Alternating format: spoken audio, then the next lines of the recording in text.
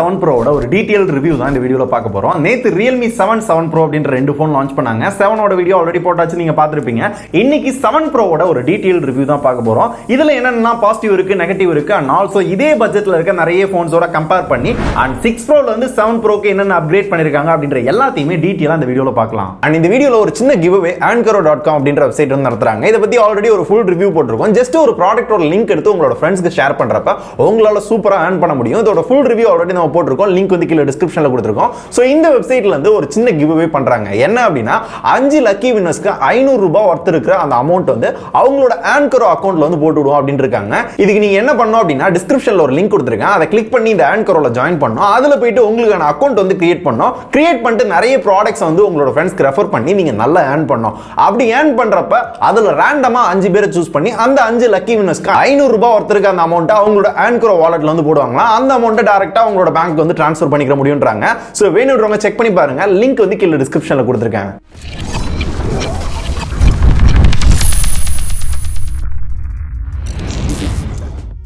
Realme 7 Pro இத பத்தி நிறைய பேச வேண்டி இருக்கு. ஆனா அதுக்கு முன்னாடி ஃபர்ஸ்ட் இதோட அன்பாக்சிங் பார்த்தலாம். அன்பாக்சிங் பார்த்தோம் அப்படினா எப்பவும் போல இல்லாம கொஞ்சம் டிஃபரண்டான ஒரு பாக்ஸ்ல Realme 7 Pro அப்படினு போட்டு சல்மான் கானோட பிக்சர் போட்டு கீழ அவரோட சிக்னேச்சர் போட்டுருக்காங்க. Realme 7 அப்படிதான் இருந்துச்சு, 7 Pro அப்படிதான் கொடுத்திருக்காங்க. பின்னாடி பார்த்தோம் அப்படினா கீ ஃபீச்சர்ஸ் அது கீழ பாத்தீங்கன்னா ஷேர் வேல்யூ ஹெட்க்கு 0.73 and பாடிக்கு 0.51 கொடுத்திருக்காங்க. ரொம்ப லோவான ஸ்பெக் தான். இதுக்குள்ள பார்த்தோம் அப்படினா எப்பவும் போல அந்த reading material, sim ejector tool and இந்த போனுக்கான ஒரு நல்ல குவாலிட்டியான டிபியூ கேஸ் கொடுத்திருக்காங்க. அடுத்து Realme 7 Pro phone இருக்கு. இந்த ராப்பரை பிரிச்சிட்டு பார்த்தோம் அப்படினா இந்த போனை எங்கேயோ பார்த்த மாதிரி இருக்கு. இது Realme 7 Pro இல்லையா அப்படினா தோணும். ஏனா IQ3 இருக்குல்ல, அதோட டிசைன் அப்படியே ஆட்டே போட்டு இங்க எடுத்துட்டு வந்திருக்காங்க. லைட்டா அந்த டூயல் கிரேடியன்ட் டிசைன் அப்படின்ற மாதிரி கொடுத்திருக்காங்க. பின்னாடி பாத்தீங்கன்னா கிளாஸ்டிக் பார்க்கிறதுக்கு ஒரு ஃப்ரோஸ்டர் கிளாஸ் மாதிரியே இருக்கும். சோ பார்க்க டிசைன் நல்லா தான் இருக்கு, பெரிய குறை சொல்ற மாதிரி இல்ல. ஆனா இவங்களோட ஒன்னு விட்ட சித்தப்பா கம்பெனில இருந்து அந்த டிசைன் ஆட்டே போட்டு எடுத்துட்டு வந்திருக்காங்க. அடுத்து பாக்ஸ்க்குள்ள இந்த போனுக்கான ஹைலைட்டான ஒரு விஷயம் 65 வாட் ஃபாஸ்ட் சார்ஜர் கொடுக்குறாங்க. இந்த பாக்ஸ்க்குள்ளே கொடுக்குறாங்க. எனக்கு தெரிஞ்சு ஒரு 20,000 ரூபாய்க்குள்ள 65 வாட் ஃபாஸ்ட் சார்ஜர் கொடுக்கிறது இந்த போனுக்கு மட்டும் தான் நினைக்கிறேன். இந்தியாவோட ஃபாஸ்டஸ்ட் சார்ஜிங் போன் அப்படின்றாங்க. 35 நிமிஷத்துக்குள்ள இந்த போனை ஃபுல்லாவும் சார்ஜ் பண்ணலாம் அப்படின்றாங்க. அதை அடுத்து செக் பண்ணி பார்க்கலாம் உண்மையிலேயே ஆகுதா அப்படின்றத. கடைசியா அந்த போனுக்கான ஒரு charging cable type C cable கொடுத்திருக்காங்க. பாக்ஸ்க்குள்ள அவ்வளவுதான் இருந்துச்சு. இப்போ இந்த Realme 7 Pro ல ரொம்ப ஹைலைட்டா பேசப்படுறது இதோட charging. 65 watt fast charging support கொடுக்குறாங்க. 4200 mAh பேட்டரி கொடுத்திருக்காங்க. போன ஜெனரேஷனோட எக்ஸ்ட்ரா ஒரு 200 mAh ஒரு சின்ன அப்கிரேட் கொடுத்திருக்காங்க.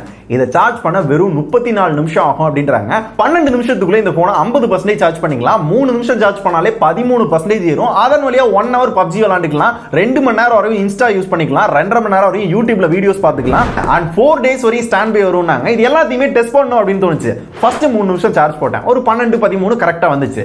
அடுத்து 12 நிமிஷம் 13 நிமிஷம் சார்ஜ் பண்ணப்ப பாத்தீங்கன்னா கரெக்ட்டா ஒரு 50 52 அப்படின்ற மாதிரி வந்துச்சு. 35 நிமிஷத்துல பாத்தீங்க அப்படினா இந்த போன் ஃபுல்லா சார்ஜ் ஆயிடுச்சு. அவங்க சொன்ன மாதிரி இந்த பிரைஸ்க்குள்ள இந்தியாவோட ஃபாஸ்டஸ்ட் சார்ஜிங் போன் அப்படினா கண்டிப்பா இந்த Realme 7 Pro தான் இருக்கும். அவ்வளவு ஃபாஸ்டா சார்ஜ் ஆகுது. and எப்படி bro இந்த போனை மட்டும் இவ்ளோ ஃபாஸ்டா சார்ஜ் பண்ண முடியுது மிச்ச போனை விட அப்படின்னு கேட்டிங்கன்னா இதுல 4200 mAh பேட்டரின்றது ஒரே பேட்டரியா கொடுக்கல. 2250 mAh பேட்டரி அப்படின்னு கொடுத்திருக்காங்க. அதனால ரொம்ப ஃபாஸ்டா வந்து அந்த பேட்டரி வந்து சார்ஜ் பண்ணிக்க முடியும். and பேட்டரி லைஃபும் இன்னும் பெட்டரா இருக்கும் அப்படின்றாங்க. சோ நான் யூஸ் பண்ண வர இந்த ஒரு வாரத்துல இல்ல ஒரு 5 நாள் இருக்கும். இந்த 5 நாள் யூஸ் பண்ண வர பாத்தீங்கன்னா பேட்டரி யூசேஜ்லாம் நல்லா இருந்துச்சு. ஹெவியா கேம் மட்டும் விளையாடுறீங்க அப்படின்னா ஒரு 6.5 மணி நேரம் வருது. இல்ல வெறும் நார்மல் யூஸ் பண்றீங்க அப்படின்னா தாராளமா ஒரு நாள் வருது. அப்படியே பேட்டரி தீர்ந்தாலும் ஒரு டீ அடிச்சிட்டு வர நேரத்துல பேட்டரி ஃபுல்லா சார்ஜ் ஆயிரும். அந்த மாதிரி கொடுத்திருந்தது ஒரு பெரிய அட்வான்டேஜ். இந்த போனோட ஒரு ஹைலைட் அப்படினே சொல்லலாம். அடுத்து இந்த போனோட பெர்ஃபார்மன்ஸ் CPU பார்த்தோம்னா Snapdragon 720G கொடுத்திருக்காங்க. GPU பார்த்தோம்னா Adreno 618 வந்து கொடுத்திருக்காங்க. இது அப்படியே Realme 6 Pro ல வந்து அதே ப்ராசஸர் தான். ஆனா இங்க 5th ஜெனரேஷன் AI என்ஜின் வந்து யூஸ் பண்ணிருக்காங்க. அதனால பெர்ஃபார்மன்ஸ் இன்னுமே ஸ்மூத்தா இருக்கும்னு சொன்னாங்க. ஆனா நான் யூஸ் பண்ணி பார்த்த வர பாத்தீங்கன்னா Realme 6 Pro க்கும் 7 Pro க்கும் பெரிய டிஃபரன்ஸ் பெர்ஃபார்மன்ஸ்ல டே டு டே லைஃப்ல அந்த அளவுக்கு கண்டுபிடிக்க முடியல. ரெண்டும் ஒரே மாதிரி இருக்க மாதிரி தான் தெரியுது. இங்க ஒரு ஃபன்னியான விஷயம் என்னன்னா Realme 7 Pro ஓட Realme 7 ல பாத்தீங்கன்னா Antutu ஸ்கோர் அதிகமா இருக்கு, இங்க கம்மியா இருக்கு. இங்க 2,90,000 இருக்கு, ஆனா இங்க பாத்தீங்கன்னா 3 லட்சத்துக்கு மேல இருக்கு. அப்படி பாக்குறப்ப on paper and day to day யூஸ்ல பார்த்தோம்னா அந்த பெர்ஃபார்மன்ஸ் எல்லாமே பாத்தீங்கன்னா ஸ்லைட்டான டிஃபரன்ஸ் தான் இருக்கும். Realme 6 ஆ இருக்கட்டும், 6 Pro ஆ இருக்கட்டும், 7 Pro இந்த 4 போனுமே பெர்ஃபார்மன்ஸ் பாத்தீங்கன்னா ஸ்லைட்டான டிஃபரன்ஸ் அப்படின்றதா இருக்கும். சோ பெர்ஃபார்மன்ஸ்ல இது குறை அப்படிலாம் நான் சொல்ல மாட்டேன். ஆனா அந்த ஸ்லைட்டான டிஃபரன்ஸ் தான் உங்களால ஃபீல் பண்ண முடியும். மேபி 6 சீரிஸ் நீங்க யூஸ் பண்ணிருந்தீங்க அப்படின்னா. அண்ட் Realme 7 மாதிரி இந்த போன்லயும் கொஞ்சம் சாட்டிஸ்ஃபையா இருந்தது என்னன்னா இந்த போன் ஹீட் ஆகல. நான் ஹெவியா கேம் விளையாண்டாலும் நிறைய ஆப்ஸ் யூஸ் பண்ணாலும் ஹெவியாக யூஸ் பண்ணாலும் ஃபோன் ஹீட் ஆகலை அந்த அளவுக்கு. சார்ஜ் பண்ணுறப்பையும் அந்த அளவுக்கு ஹீட் ஆகலை. ஹீட் ஆனாலும் அந்த நார்மல் ஹீட் அப்படின்ற மாதிரி தான் இருக்கு. ஸோ பெருசாக ஹீட்டை வந்து ஃபீல் பண்ண முடியல அப்படின்றது எனக்கு ஒரு பெரிய சாட்டிஸ்ஃபேக்ஷனாக இருந்துச்சு. ஏன்னா இப்போ வர நிறைய ஃபோனில் அந்த ஹீட்டிங் இஷ்யூ அப்படின்றது பெரிய தொல்லையாக இருக்கு. ஆனால் இங்கே அதை சால்வ் பண்ணியிருக்காங்க. அடுத்து இதோட கேமிங் பர்ஃபார்மன்ஸ் அப்படின்னு வந்தோம்னா ஒரு 4-5 கேம் வரிசையாக விளாண்டு பார்த்தேன். ஹை கிராஃபிக்ஸில் எல்லா கேமும் விளாட முடியுது. நீங்கள் நிறைய பேர் வந்து இந்த ஃப்ரீ ஃபயர் விளாடுங்க அப்படின்னு கேட்டதுக்காக அதுவும் விளாண்டு பார்த்தேன். So PUBG, free fire, Asphalt 9 இந்த மாதிரி ஒரு 4-5 கேம் விளாண்டப்ப எந்த இடத்துலையும் பெருசாக எந்த லாகும் கிடையாது. அண்ட் ஆல்சோ ஏதாவது ஹேங் ஆகுது அந்த மாதிரி இஷ்யூ நான் எங்கேயும் பார்க்கல. ஏன்னா இதே ப்ராசஸரை 2-3 ஃபோனில் நான் யூஸ் பண்ணியிருக்கேன். அந்த வகையில் இந்த ஃபோன்லையும் இந்த ப்ராசஸரில் பெருசாக எந்த குறையும் இல்லை. அடுத்து இந்த ஃபோனோட டிசைன் அண்ட் குவாலிட்டி. டிசைன் பற்றி ஆல்ரெடி சொல்லிட்டேன். IQ3 இருக்குல்ல, அது வந்து அப்படியே ஆட்டே போட்டு ஒரு டூயல் கிரேடியன்ட் டிசைன் வந்து கொடுத்துருக்காங்க. நல்லா பார்க்க பல இருக்காங்க. குவாலிட்டியும் ஓரளவு நல்ல சாலிடான பில்ல தான் கொடுத்துருக்காங்க. கிளாஸ்டிக்ல பில்ட் பண்ணிருக்காங்க. சென்டர்ல பாத்தீங்கன்னா பிளாஸ்டிக், ஆனா சென்டர்ல பாத்தீங்கன்னா மெட்டல் மாதிரி இருக்கும். ஆனா இது ஒரு பிளாஸ்டிக் தான். அண்ட் இதோட வெயிட் பாத்தீங்கன்னா 182 கிராம்ஸ். வெயிட் மேனேஜ்மெண்ட்டும் ஓரளவு நல்லா பண்ணிருக்காங்க. கையில பிடிக்கிறதுக்கும் ஓரளவு ஹேண்டியா தான் இருக்கு. அடுத்து Realme 6 Pro வந்து 7 Pro ஒரு நல்ல அப்கிரேட் அப்படின்னா இதோட டிஸ்ப்ளே 6.4 இன்ச்ல ஒரு super AMOLED display in display finger print சென்சாரோட கொடுக்குறாங்க. ஏன்னா இப்போ வர ஒரு சில போன்ல பாத்தீங்கன்னா AMOLED டிஸ்ப்ளே கொடுத்தாலும் சைடு மவுண்டட் தான் கொடுக்குறாங்க. அது எந்த போனை சொல்றேன்றது உங்களுக்கே தெரியும். இப்போ இந்த டிஸ்ப்ளேக்கு வந்தோம் அப்படின்னா இது ஒரு AMOLED டிஸ்ப்ளே அப்படின்றதுனால கலர்ஸ், அந்த சேச்சுரேஷன், அந்த பிளாக்ஸ்லாம் பார்க்க நல்லா இருக்கு. அண்ட் ஆல்சோ வீடியோஸ் பார்க்குறப்ப, மூவி பார்க்குறப்ப, கேம் விளாட்றப்பலாம் டிஸ்ப்ளே குவாலிட்டி பார்க்கறதுக்கு நல்லா இருக்கு. அண்ட் இந்த டிஸ்ப்ளேயோட பிரைட்னஸ் பார்த்தோம்னா 600 நிட்ஸ் கொடுத்துருக்காங்க. இன்டோர்ல யூஸ் பண்றப்ப செம்ம பிரைட்டா இருக்கு. அவுட்டோர்ல யூஸ் பண்ணோம் அப்படின்னா நல்லா இருக்கு. நல்ல பிரைட்னஸ், பெருசா குறன்லாம் கிடையாது. அண்ட் ஆல்சோ விவிங் ஆங்கிளும் நல்லா தான் இருக்கு. ஓவரால் டிஸ்ப்ளே அப்படின்னு பாத்தீங்கன்னா நல்லா இருக்கு. இப்போ ஒரு கேள்வி என்ன அப்படின்னா Realme X2லயும் AMOLED டிஸ்ப்ளே இருக்கு, இங்கேயும் AMOLED டிஸ்ப்ளே இருக்கு. ரெண்டுல எது பெஸ்டா இருக்கு அப்படின்ற கேள்வி தான் இருக்கும். அதை கம்பேர் பண்றப்ப Realme 7 Proல அதை விட பெட்டரான டிஸ்ப்ளே தான் கொடுத்துருக்காங்க. ஆனா என்ன ப்ரொடெக்ஷன் கொடுத்துருக்கோம் அண்ட் ஆல்சோ ரெஃப்ரெஷிங் ரேட் அப்படின்னு எல்லாருமே கொடுக்குறாங்கல்ல, அந்த மாதிரிலாம் இந்த டிஸ்ப்ளேல எதுவுமே இல்லை. ஸோ ப்ரொடெக்ஷன் என்ன இருக்கு அப்படின்றத அந்த ரிவ்யூ ஸ்கைலையும் வரல, எனக்கும் தெரியல. தெரிஞ்சிச்சு அப்படின்னா டிஸ்கிரிப்ஷன்ல அப்டேட் பண்றேன், செக் பண்ணி பாருங்க. அடுத்து இந்த போனோட இன்னொரு அப்கிரேட் அப்படின்னா ஸ்பீக்கர். டூயல் ஸ்டீரியோ ஸ்பீக்கர் கொடுத்துருக்காங்க. ரெண்டு சைடுமே ஸ்பீக்கர் இருக்கு அப்படின்றத நல்ல லவுடா கேக்குது. நம்மளுக்கு தேவைக்கேற்ப சவுண்ட் அப்படின்னு சொல்லுவாங்கல்ல, அது இந்த போன்ல கிடைக்குது. நம்ம ஒரு கேம் விளையாடுறப்ப, வீடியோஸ், மூவிஸ்லாம் பார்க்கறப்ப நம்மளோட போன்ல வந்து ரிங் ஆகுறப்ப இந்த இடத்துலலாம் தேவைக்கேற்ப சவுண்ட் அப்படின்றத கரெக்டா கொடுக்குது. ஸோ ரொம்ப லவுட் அப்படின்னு சொல்ல முடியல, ஆனா கிளாரிட்டியா, டீட்டெயிலா தேவைக்கேற்ப சவுண்ட் வந்து நல்லா கேக்குது. இதுக்கப்புறம் இந்த போனோட கால் குவாலிட்டி அப்படின்னு பார்த்தோம்னா Realme 7ல ஒரு சில பஞ்சாயத்து இருந்துச்சு. இதே பஞ்சாயத்து இங்கே இருக்கும் அப்படின்னு எதிர்பார்த்தேன். அந்த மாதிரி எந்த இஷ்யூவும் கிடையாது.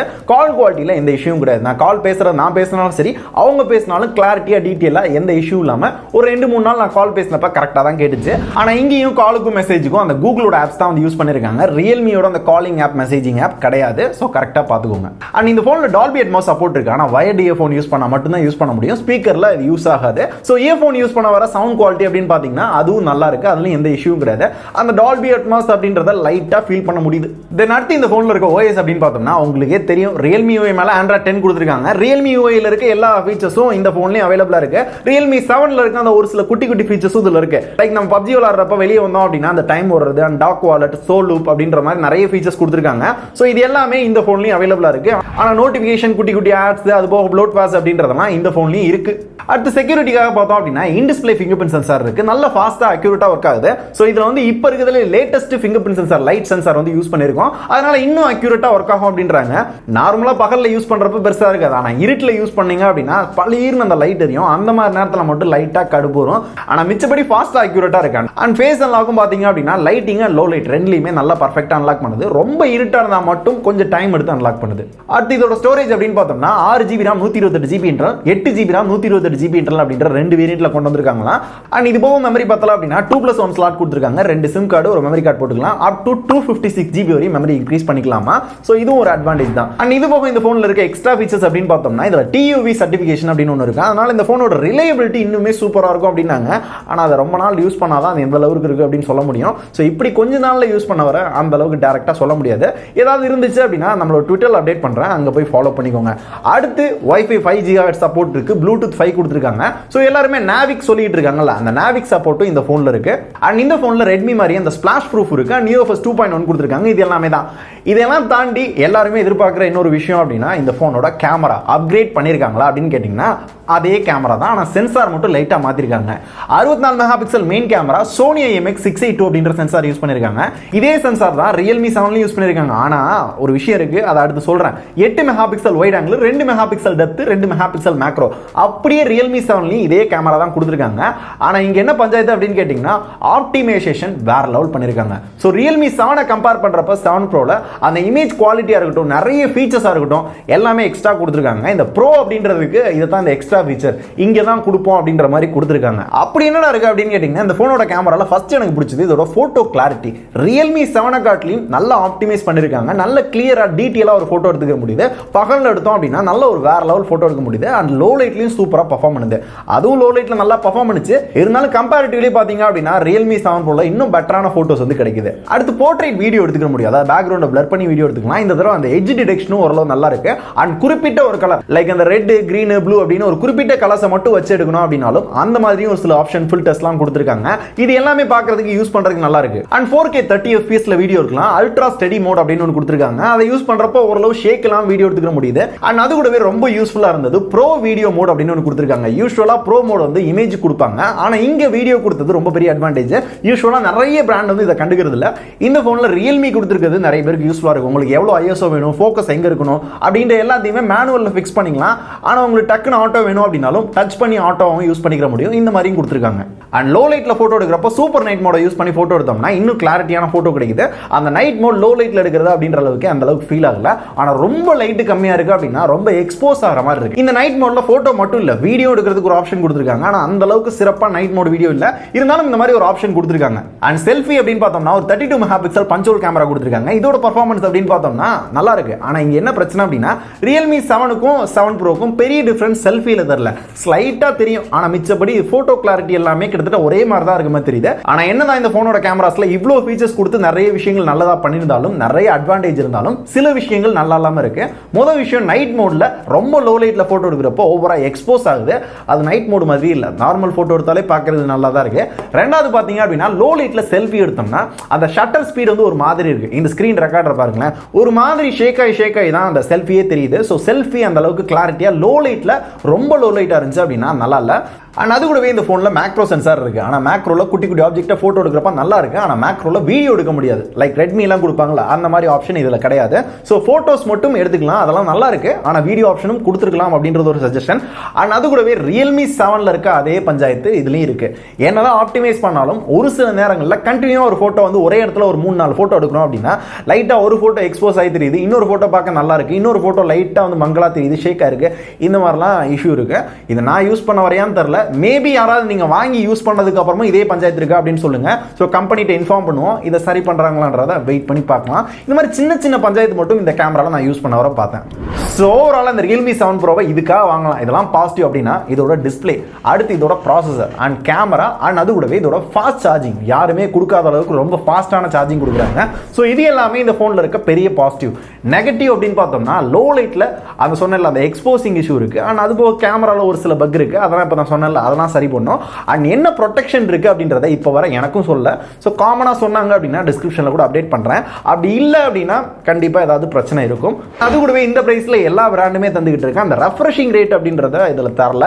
அண்ட் கடைசியாக இது என்னோட தாட். இது உங்களுக்கும் தோணுச்சுன்னா அது நெகட்டிவாக எடுத்துக்கோங்க, இல்லை அப்படின்னா கண்டுக்காதீங்க. ஸோ இதே பிரைஸுக்குள்ளே பார்த்தீங்க அப்படின்னா Realme X2, Realme 6, 6 Pro, 7 அது போக வேற என்ன ஃபோன் இருக்குன்னு தெரியல. ரியல்மிக்குள்ளேயே ஒரு 5-6 ஃபோன் வச்சிருக்கான். ஸோ இப்போ எந்த ஃபோனை வாங்க அப்படின்ற குழப்பம் பயங்கரமாக கிரியேட் ஆகுது. இதுக்கு மெயின் காரணமே இவங்க தான். ஏன்னா இவங்கள பார்த்தா ரெட்மி, மோட்டோ எல்லா பிராண்டும் அடுத்தடுத்து ஃபோன் ரிலீஸ் பண்ணிக்கிட்டே இருக்கான். ஸோ இவ்வளோ குழப்பங்களை ஏற்படுத்த தேவையில்லை அப்படின்னு தோணுது. ஸோ இந்த ஃபோன் 6 மாதம் கழிச்சு தான் லான்ச் பண்ணியிருக்காங்க. இருந்தாலும் மிச்ச பிராண்ட் மாதிரி ஒரு ஃபோன் வந்தோடனே இன்னொரு ஃபோனை வந்து கொஞ்சம் ஸ்டாப் பண்ணுறது நல்லது அப்படின்னு தோணுது.